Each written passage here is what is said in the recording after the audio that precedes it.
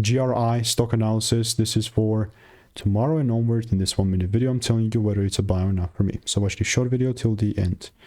Looking at GRI Bio Incorporated, I've already seen a 40% correction, which is tough climate to breathe in. And all I'm trying to say is that the likelihood that this thing just keeps going down is still quite high. So what I'm going to do is come here, mark the lows down. Okay, we have the supply zone here. And only if the price does show up and shows me any sort of break, only then I'm actually going to look to take it down. Other than that, everything else is pure noise. I mean, I'm really not a big fan of GRI Bio stock. Those are just technicals. Please do your own due diligence, right? I'm not sitting here and just hating on this, more so sticking to my edge.